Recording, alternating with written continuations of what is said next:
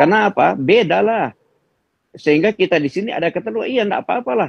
Kalau benar-benar Benyamin Netanyahu akan masuk ke pengadilan. Cuma hari ini dia di media ini dia sakit keracunan makanan sesuatu. Nah, ini di media sekarang ini ya. Media kemarin dia sakit ya.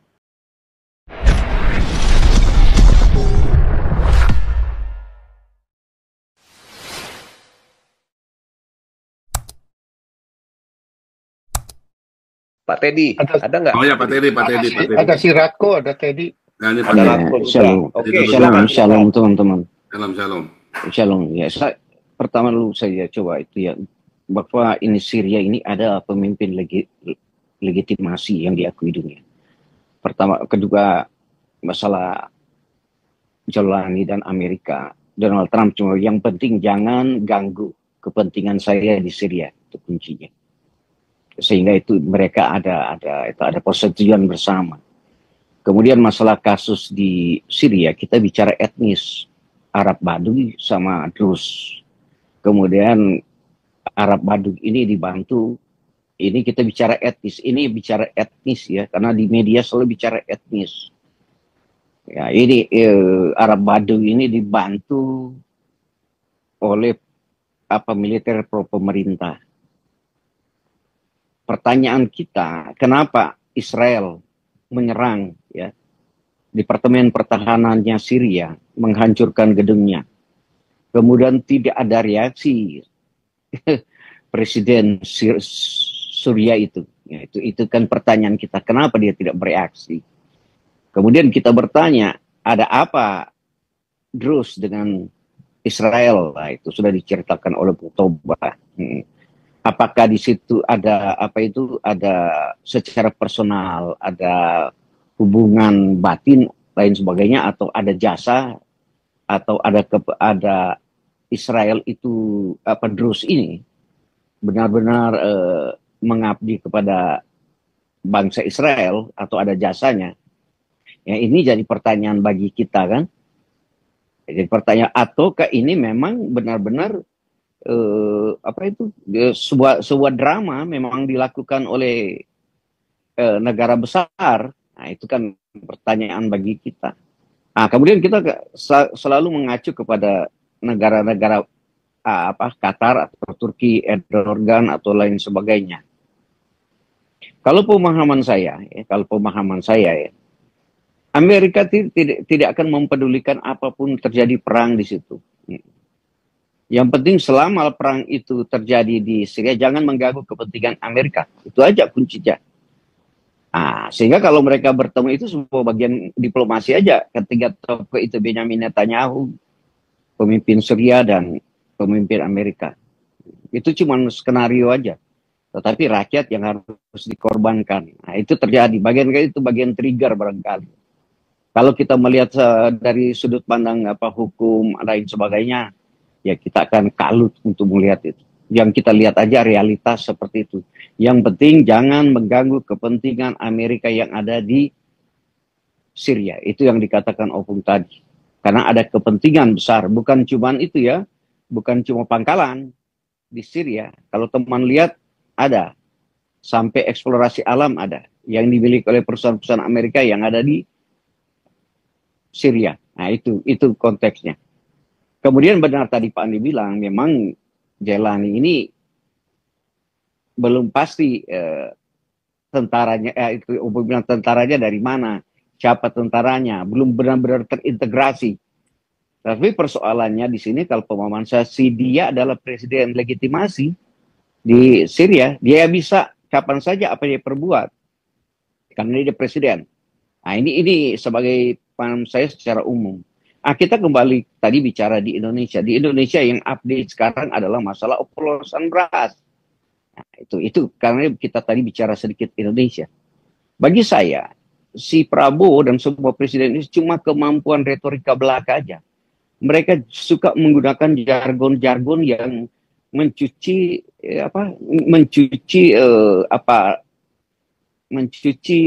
pikiran rakyat Indonesia, terbawa dengan jargon-jargon dia. Saya dengar dia kemarin juga pidato di PSI. Saya juga ya diskusi tentang ekonomi Sumitro di mana Rocky Gerung menjelaskan. Cuma dia, saya cuma bilang tadi, karena teman secara pajak. Cuma dia orang yang berani berprovokasi dia membayar pajak. Karena dia tidak tahu tujuan pajak itu untuk apa. Nah, itu dia kasih berikan pendidikan di Sumitro ekonomi itu. Orang tertegun dengan dia mengambil beberapa teori tentang ekonomi. Luar biasa argumentasi dia. Bagi saya juga dia benar loh. Bagi saya. Tetapi dia ini sedikit berbahaya. Yang dia katakan tadi, dia tidak pernah mau bayar pajak. Sekarang negara ini, barangkali dia kalau punya kemampuan untuk menyampaikan itu ke masyarakat umum, dengan cara memprovokasi itu, barangkali benar. Rakyat-rakyat itu, perusahaan-perusahaan tidak akan membayar pajak. Karena pajak itu tidak ada tujuan untuk negara. Digunakan sebagai sebagai pajak itu digunakan sebagai manuver untuk memanipulasi, untuk melakukan korupsi. Nah, ini fenomena di Indonesia baru berhubungan dengan, saya mungkin terlalu itu ya, masalah kasus Tom Lembong. Seorang pakar pidana, seorang Wakapolri dulu menjelaskan ini suatu kesalahan besar. Ternyata di balik itu yang dilakukan oleh negara. Sehingga saya ulangi, sehingga ini seorang pintar ini bilang sulitlah kalau ada orang-orang pintar di Indonesia kalau mau tinggal di Indonesia lebih baik keluar. Seperti dikatakan oleh Opung tadi, saya dengar ya banyak orang-orang pintar di Indonesia dari UI dari mana mereka tidak mendapatkan lapangan kerja karena sudah ketahuan kerusakan sistem negara kita. Tetapi kita di sini saya sering kalau kita diskusi seperti ini karena kita lebih lebih terbuka menjelaskan ini. Diskusi kita. Karena diskusi kita menyerang negara ini. Itu yang itu. Tapi serangan-serangan kita kepada negara adalah satu kebenaran untuk memacu supaya negara lebih maju. Kenapa saya katakan tadi negarawan-negarawan kita punya kemampuan retorika yang memanipulatif, retorika itu menjual semangat kebangsaan negara, tetapi tidak sesuai. Dia menjual semangat bangsa nasional, tapi dia melakukan korupsi luar biasa, dia merusak alam luar biasa. Itu yang kita lihat. Ya. Itu kita lihat sekarang ini di Indonesia. Saya kasih contoh. Masalah kasus beras oplosan. Itu yang aktual sekarang. Dia pidato lagi. Katanya sudah capek Sri Mulyani cari uang. Kenapa harus 100 triliun per tahun dikorupsi. Sampai ini kemunafikan daripada pemimpin negara. Kalau saya selalu mau teman-teman mungkin terlalu to the point saya cerita di sini. Saya kalau keluarga saya, kakak saya, adik saya, dipersekusi sebenarnya dia tidak melanggar hukum, dan dihukum 7 tahun atau 4 tahun. Saya akan cari orang yang mengambil keputusan hukum itu. Karena di Indonesia cuma satu, Pak Paul. Cuma satu. Untuk mencerahkan negara kita, harus ada yang korban. Kalau tidak akan, Pak. Kiranya ini vlog-vlog di Indonesia dengar. Di Indonesia cuma satu. Kalau bisa menyelesaikan masalah, harus ada yang dikorbankan. Itu pernyataan saya dari dulu di Indonesia, karena belum ada yang tobat, Pak. Karena kalau satu ada yang korban, sudah dikorbankan satu, orang akan sadar, jangan berbuat begitu. Karena di negara kita, ya, bagaikan mata rantai, sirkulusnya, dia sudah ke DPR, ya, dia sudah ke eksekutif, legislatif, yudikatif, sudah tersistemik seperti itu. Sehingga orang gampang dipersekusi secara hukum. Nah, inilah yang rusak di negara kita sampai sekarang, yang tidak pernah mampu dibersihkan oleh negara. Ini pertama ya tentang jargon, ya, retorika politik. Kemudian yang saya mau sampaikan, kedua, bicara apa? Benar, ketiga itu sudah. Benar dikatakan Rocky Gerung. Lebih baik jangan pajak. Saya tidak pernah membayar pajak. Dikatakan begitu. Karena saya tidak tahu tujuan pajak itu untuk apa. Itu pertama. Kedua, kita bicara hukum. Di hukum di Indonesia cuma satu. Kita bicara perdata, kita bicara pidana, kita bicara undang-undang secara de jure, kalah dengan politik. Yang dikorbankan adalah manusia. Ini manusia, kalau cuma barang diambil, tidak masalah bagi orang itu. Tapi kalau orang itu tidak bersalah, fisiknya dihukum, gimana pandangan teman-teman? Melakukan kebenaran dihukum. Bagaimana solusinya? Gitu. Yang saya bilang kejahatan negara luar biasa. Saya bilang tadi harus ada yang korbankan gitu. Yang korban nanti itu yang korbankan dia akan jadi pahlawan orang itu. Karena saya kira di negara kita mesti ada Robin Hood loh. Kalau enggak tadi hukum. Politik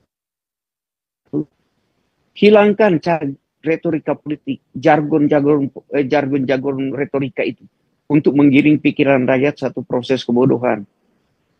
Ya ada lagi ya, saya sedikit. Di Indonesia sebenarnya bicara tentang itu, saya kira Indonesia tidak akan kolab lah. Tidak akan kolab masalah ekonomi, Pak Opung.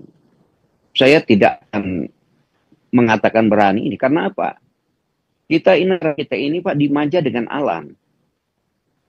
Saya mau katakan di kampung saya, tidak kebutuhan pemerintah, mereka hidup. Saya bilang aja, kita punya sumber daya alamnya luar biasa. Ya, kemarin di kampung saya itu pesta pora itu. Hari pengucapan syukur.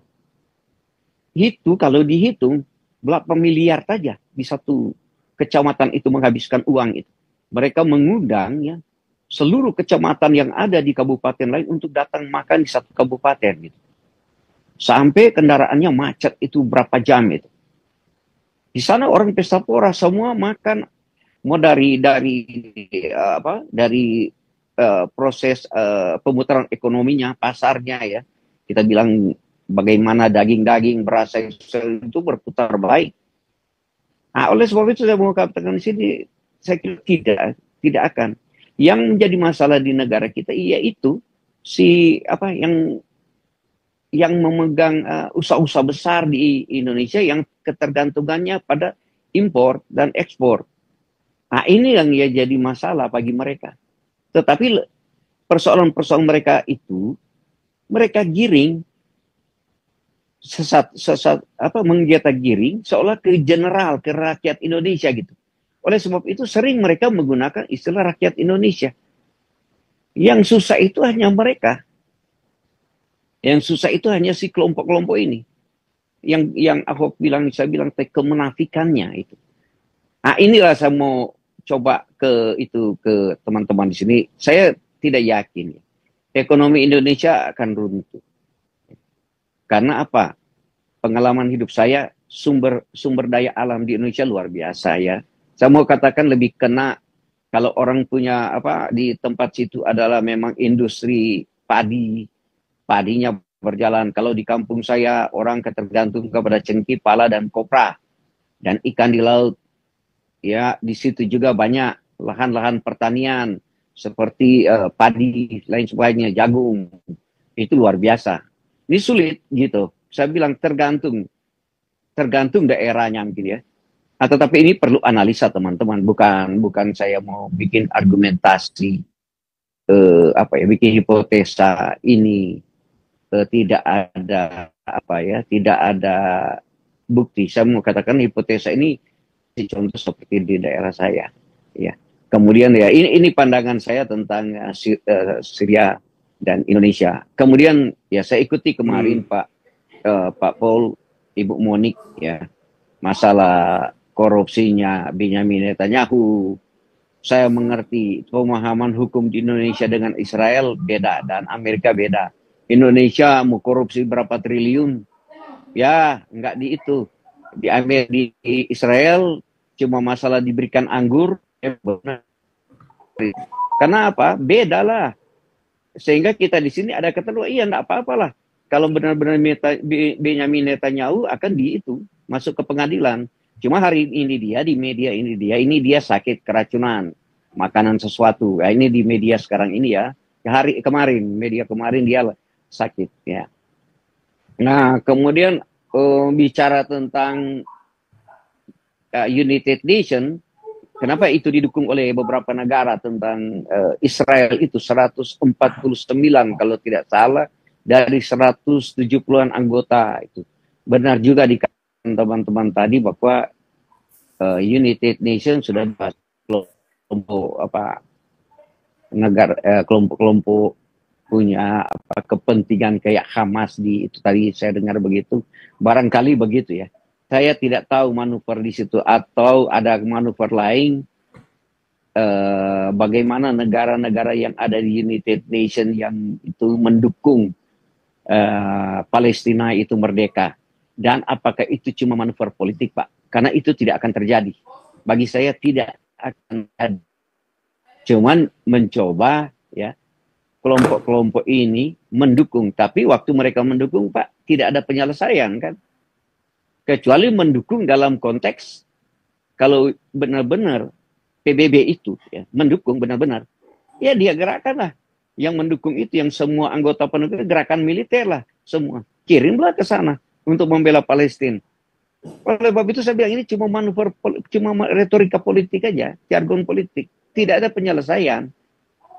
Kalau kita jujur kan, kalau kita diskusi sama Bu Monik, kenapa sih negara ini yang membela Palestina itu tidak mengirim militer ke sana? Dirangkum oleh PBB. Nah, tidak pernah terjadi. Oleh sebab itu saya bilang ini cuma retorika belaka aja. Oh, terima kasih Pak Paul.